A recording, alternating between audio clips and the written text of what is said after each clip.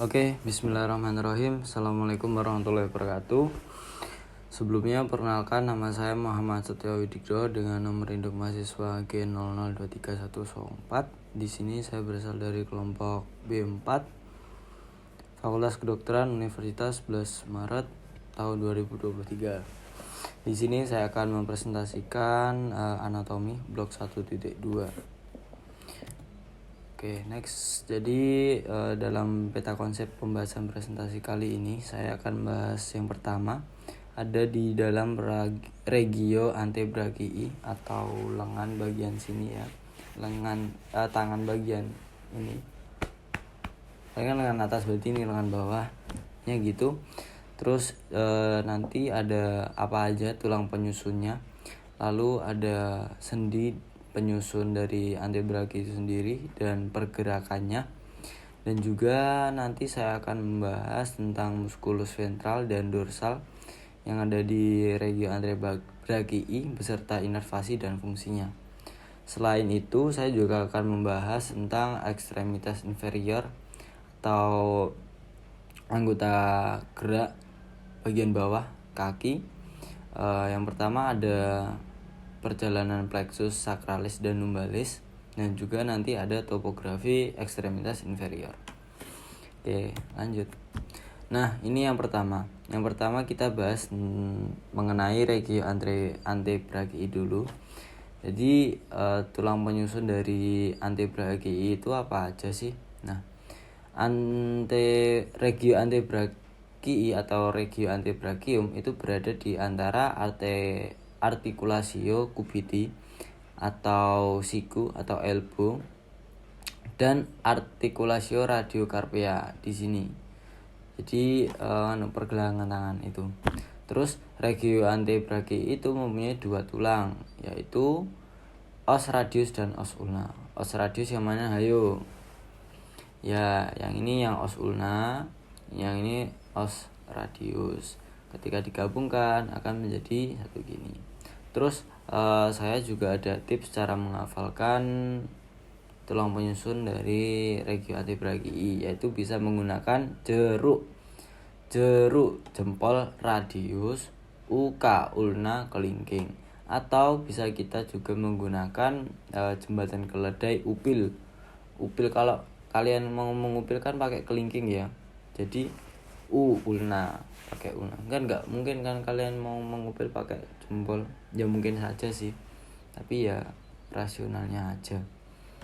Oke, lanjut.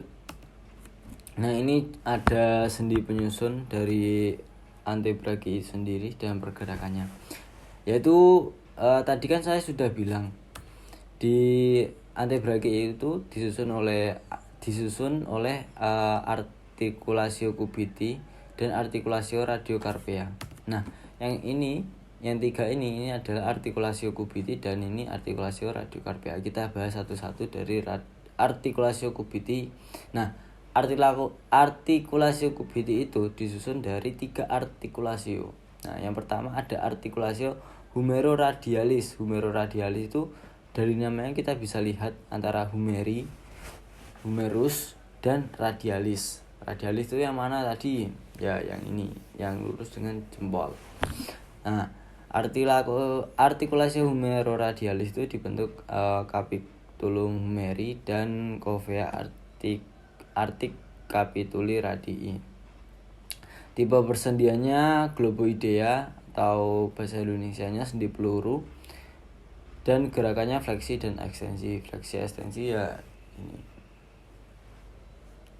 Oke, lanjut. Yang kedua ada articulatio humero-ulnaris, humerus dan ulnaris. Dibentuk dari trochlea humeri dan incisura trochlearis ulna. Tipe persendiannya ginglimus atau sendi engsel, enaknya ngomong. Lalu gerakannya fleksi dan ekstensi sama dengan ini. Terus artikulasi proximalis, artikulasi radio ulnaris proximalis. Jadi radio ulnaris itu ada proximalis, ada distal. Yang proximalis itu yang mendekati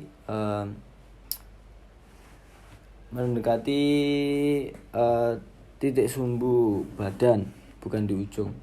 Apa ya namanya? ya mendekati titik tumpu, mendekati ya itulah pokok yang di atas. Kalau yang ini distal, yang ini proksimal ya. Terus itu dibentuk oleh circulum ferentia articularis radii dan incisura radialis ulna. Tipe persendiannya trochoidea atau pivot joint. Pergerakannya rotasi dan supinasi. Rotasi, supinasi dan pronasi. Rotasi ya rotasi, supinasi itu kayak membawa mangkuk gini, pronasi gini. Lalu ada articulatio radiocarpia. Articulatio radiocarpia itu dibentuk oleh fascias articularis inferior radii dan discus articularis, dan juga ada fascias articularis ossa carpalia proximal. Terus tipe persendiannya ellipsoidea. Pergerakannya fleksi palmar, ekstensi dorsal, deviasi radial dan ulnar. Fleksi itu fleksi palmar. Palmar itu kan ini ya, telapak tangan tadi gini, fleksi palmar. Terus ekstensi dorsal ini. Terus deviasi radial ulnar itu kayak ini loh. Nah, kalau ini deviasi radial, kalau ini ulnar.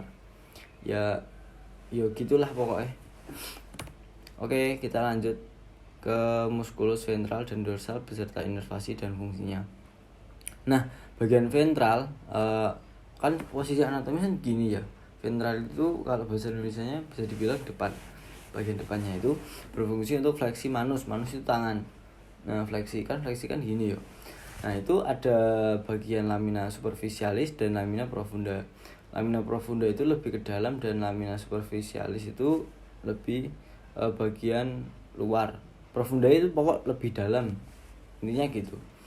Di lamina superficialis itu ada beberapa muskulus yang menyusunnya.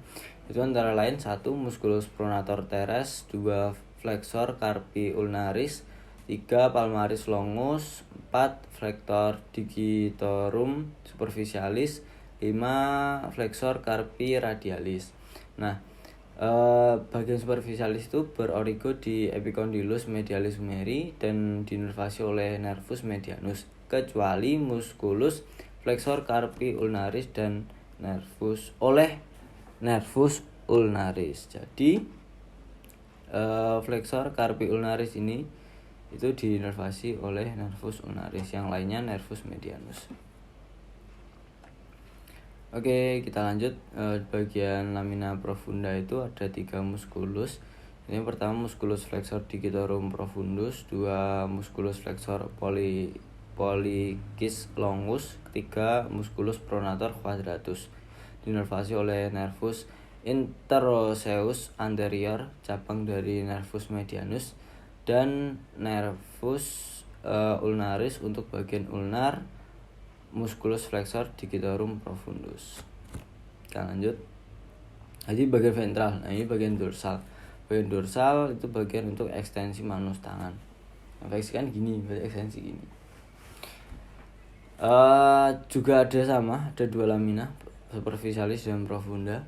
Yang superficialis ada musculus brachioradialis, musculus extensor carpi ulnaris longus, musculus extensor carpi radialis brevis, musculus extensor digitorum, musculus extensor digiti minimi, musculus extensor carpi ulnaris, musculus anconeus. Berorigo di epicondylus lateralis humeri dan dinervasi oleh nervus radialis. Bagian profundanya terdapat musculus supinator, musculus abductor pollicis longus, musculus extensor pollicis brevis, musculus extensor pollicis longus, musculus extensor idicus, dan dinervasi oleh nervus radialis. Kalau bagian dorsal itu berorigo di epicondylus lateralis os humerus. Kalau di ventral tadi epicondylus medialis os humerus. Bedanya apa? Kalau ventral depan itu medialis, lebih ke tengah. Kalau yang dorsal itu epicondylus lateralis, jadi lebih ke pinggir. Oke. Nah, ini kita bahas yang kedua, yaitu extremitas inferior atau bagian kaki ya. Nah, itu kita yang pertama akan bahas perjalanan plexus sacralis dan lumbalis. Sebelum itu kita harus tahu apa sih plexus lumbalis dan sacralis. Nah, bisa kita lihat bersama di PPT yang saya cantumkan. Plexus lumbalis itu adalah percabangan saraf yang mempersarafi daerah inguinal atau perut bagian bawah dan bagian paha. Kalau yang plexus sacralis itu juga sama, percabangan saraf yang mempersarafi daerah tapi di daerah lateral tungkai dan dorsum pedis bagian kaki. Nah, itu yang pertama. Yang pertama kita akan bahas plexus lumbalis. Plexus lumbalis itu yang paling penting ada nervus femoralis dan nervus obturatorius. Yang pertama ada nervus femoralis. Nervus femoralis itu ada dua fungsinya, ada motorik dan sensorik. Kalau motorik itu berada di otot ventral pinggul dan paha, atau flexor pinggul dan ekstensor lutut. Terus yang bagian sensoriknya berada di sisi ventral paha dan sisi ventromedial tungkai. Yang kedua ada nervus obturatorius, fungsinya motorik aja, motorik dan sensorik, maaf. Motoriknya ada di otot aduktor dan sensoriknya ada di sisi medial paha. Yang kedua ada plexus sacralis. Plexus sacralis ini yang paling penting ada nervus ischiadicus yang bercabang dari nervus tibialis dan fibularis. Ischiadicus terus bercabang tibialis dan fibularis. Dan nervi gluteus sub dan inferior. Ini maksudnya superior dan inferior. Dan nervus pudendus.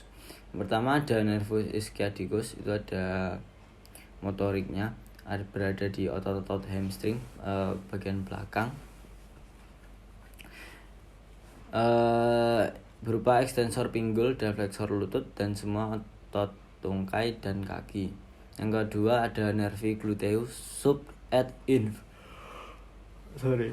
superior et inferior, itu ada fungsi motoriknya, berada di otot regioglutealis yang mewakili otot-otot ekstensor, rotator dan abduktor pangkal paha. Yang ketiga ada nervus pudendus, itu motoriknya ada di regio perinealis dan sensoriknya ada di genitalia extensor. Nah, ini kita akan bahas topografi ekstremitas inferior. Nah, pada topografi kali ini saya akan membahas tentang topografi foramen ischiadicus majus atau yang mayor, yang besar lah. Ini kalau letaknya di ini bagian sini pelvic.